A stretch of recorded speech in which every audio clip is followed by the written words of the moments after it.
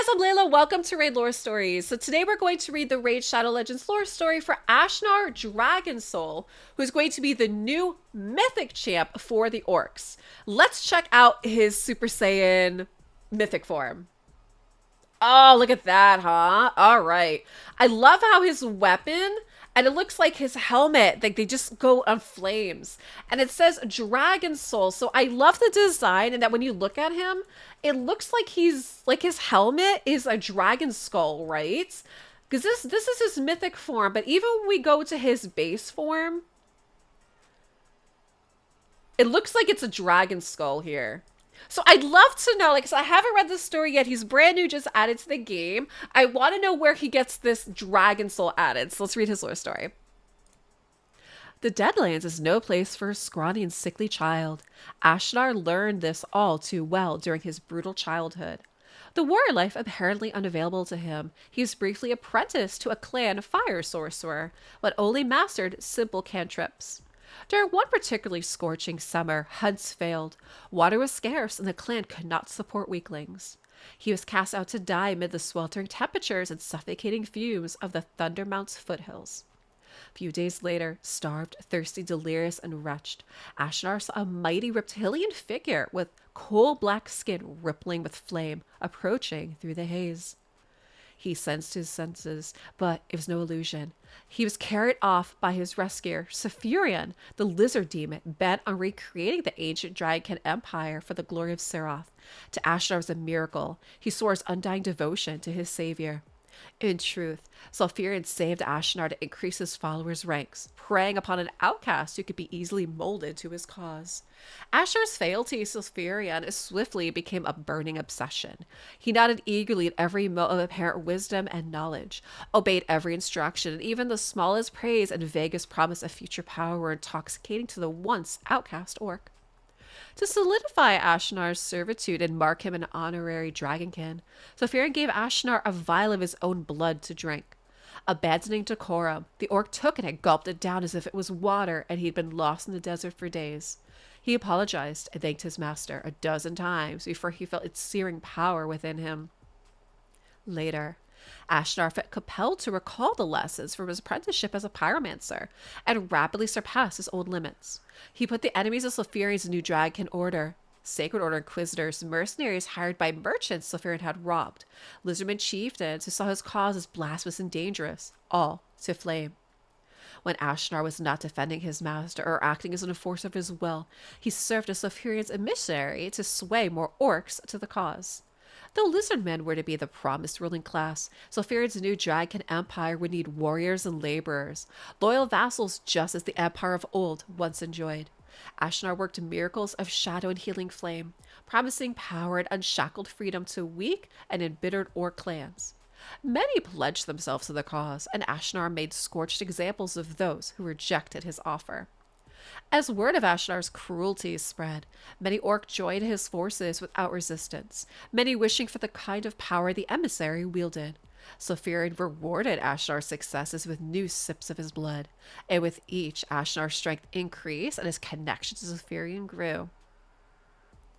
Ash'nar witnessed the Thundermount experience a minor eruption after several years of service to Saphirian.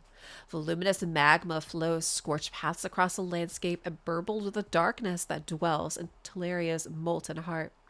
Ash'nar saw a chance to show truly his devotion by communing directly with the essence of fire itself, and gain even more power to help realize Saphirian's goals. Curious and amused, Saphirian agreed his servant could bathe in the Thundermount's searing lifeblood and stood by to watch.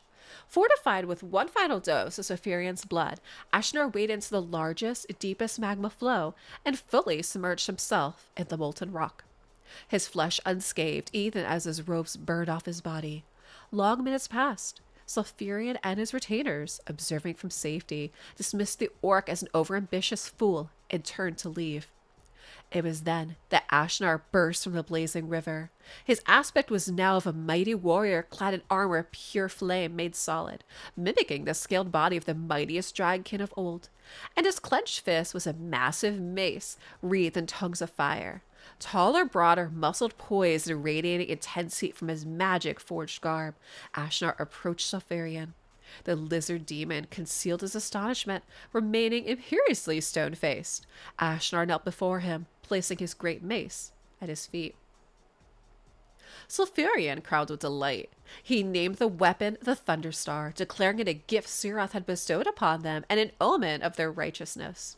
Ash'nar retrieved the weapon and stood up, engulfed in a sulphurous curtain of flame. When it subsided, he was once again the Ash'nar who had waded into the magma, clad in mystic robes and of less conspicuous stature. In turn, the Thunderstar transmuted into a pyromatic staff. In this form, Ash'nar could conceal his monstrous power, the better to beguile and recruit his fellow orcs. Should battle erupt, he could transform it into an armored Thunderstar-armed juggernaut. Ash'nar returned to his work, more effective than ever in swaying orcs to Sulfurion's cause and keeping order among Sulfurion's lieutenants. But Sulfurion became concerned by the power his servant had acquired. He brooded enviously on Ashnar's transfiguration and acquisition of the Thunderstar, wondering if Siroth's favor had shifted to his disciple. He worried also that Ashnar's single-minded loyalty was to Siroth, not himself, and that some other demon spawn might sway Ashnar's fealty in presenting themselves as stronger or more loyal to darkness. And possibly even more stronger than himself. Tellingly, Ash'nar had ceased desiring to sup on Sulfurion's blood.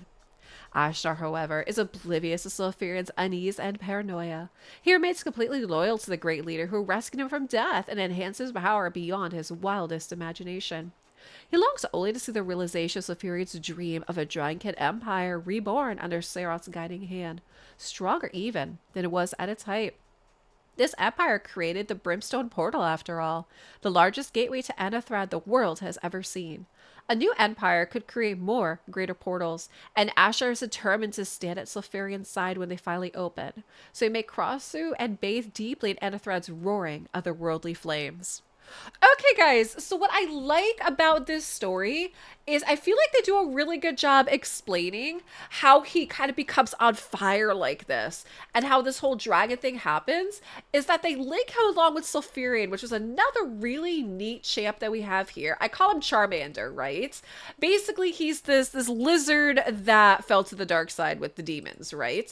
So I love how they actually like intertwine that and that they make it this kind of reason, right, for how Ash'nar ends up having this power to turn into this mythical champ, right? That in ways he also has kind of like fallen to like the demon spawn, very much like Sulfurion. Guys, I would love to know what you think for the lore story for the new Mythic Ash'nar Dragonsoul. Drop me a comment down below, and hey, thanks for watching.